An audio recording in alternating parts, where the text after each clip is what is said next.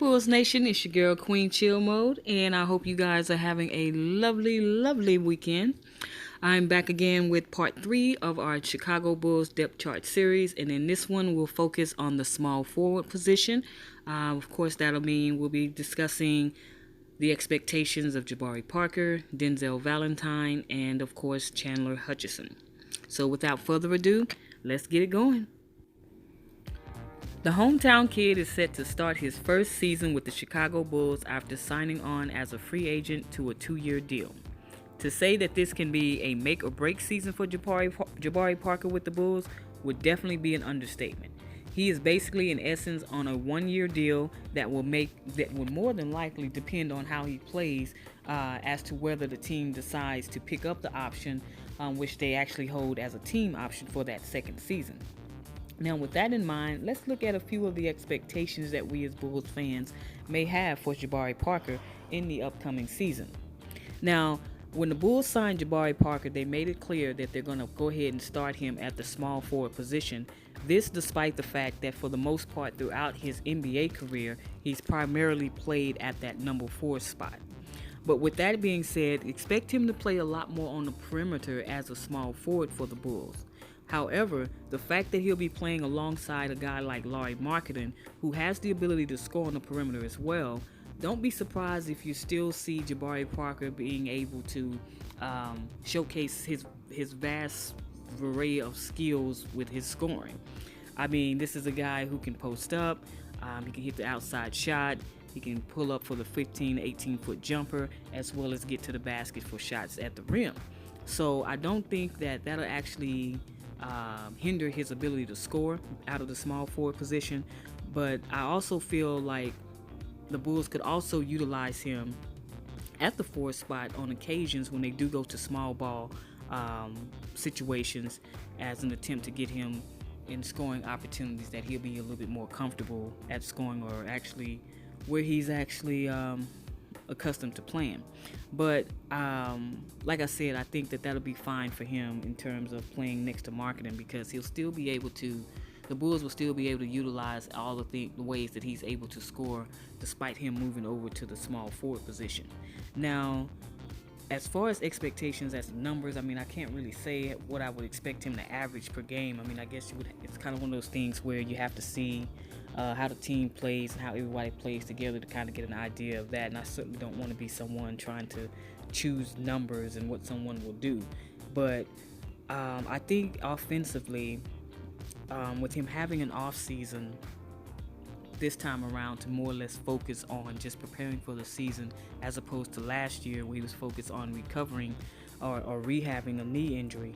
I think that this year we'll start to actually see him get back closer to where he was prior to the injury, in which he had career highs prior to that second ACL injury, in which he was averaging about 20 points, 6 rebounds, shot 49% from the field and 36% from three-point range.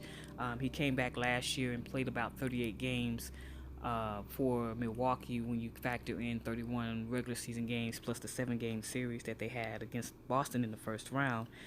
His numbers definitely were down in terms of scoring, as he averaged about 12 points, but his three-point shooting actually was better. He shot 38% in those games, or at least in the regular season games that he played after coming back from the injury mid-season. So as far as offensively, I just expect him to get back to being a little bit more consistent with his scoring, to where he could very well start to resemble the Jabari Parker prior to the second ACL injury. Now, on the defensive end, I just expect an effort, to be honest with you. I mean, this is a guy a few weeks back who said he's not paid to play defense, but has kind of walked that statement back a little bit, and saying pretty much that he understands the importance of defense and whatnot. But I mean, even with him saying all of that, I still expect him to at least put forth an effort to play defense. I may be wrong in that regard, but that's what I at least hope he would do.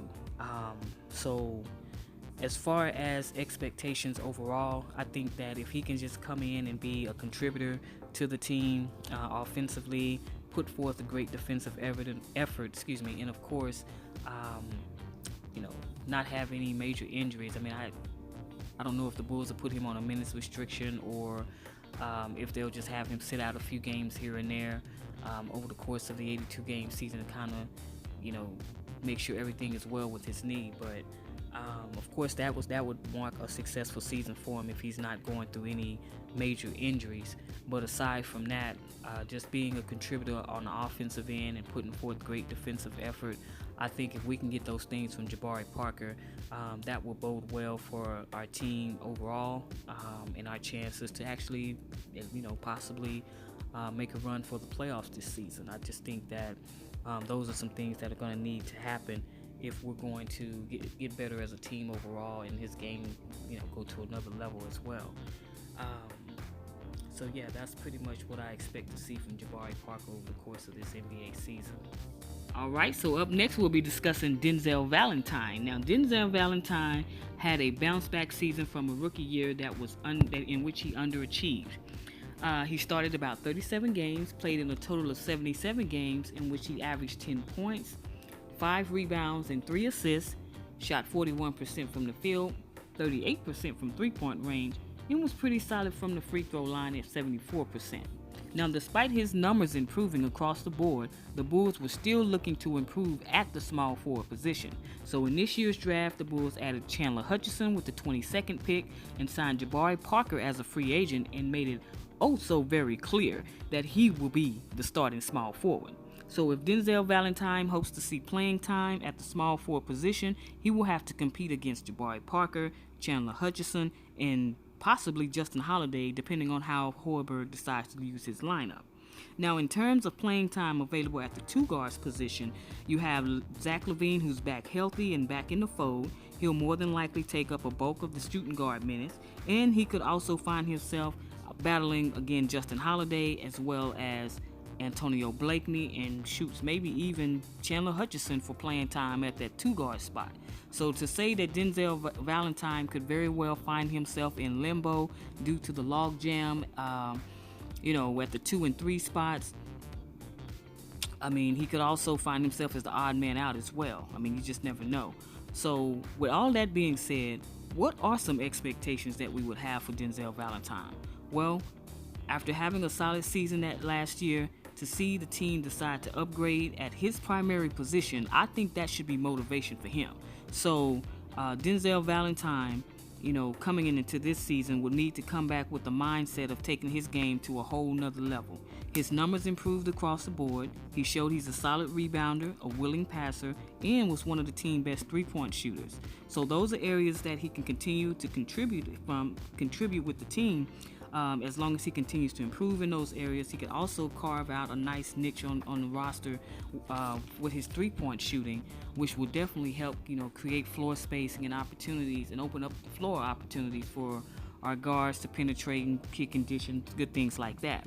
Now, areas that he struggles at, such as lateral quickness and defending athletic wings, definitely needs to improve. And at this point, with the offseason moves that have been made, it would definitely be in his best interest to start to show improvements in those areas if he hopes to not be the odd man out, if so to speak, in terms of the rotation.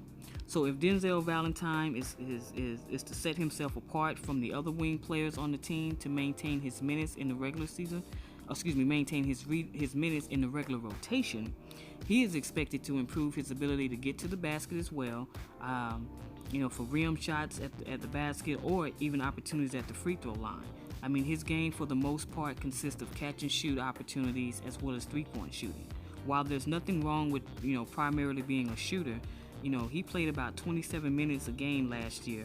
However, to reach that amount this season, he will have to take his game to the next level and improve his overall game.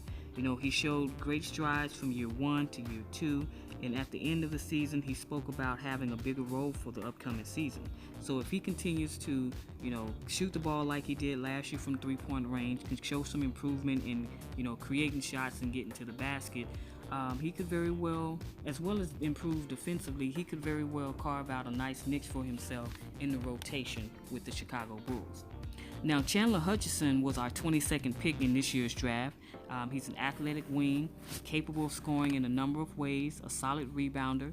He has phenomenal potential as far as a defender is concerned, and his possible ability to guard multiple positions, and he actually is a pretty good secondary ball handler as well as playmaker when it comes to pick and roll situations.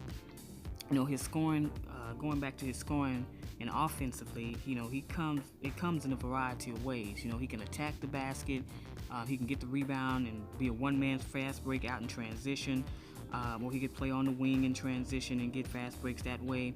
He can come off of catch and shoot situations, pretty good three-point shooter, does a good job of scoring out of pick and roll situations, and also is pretty good at slashing to the basket as well.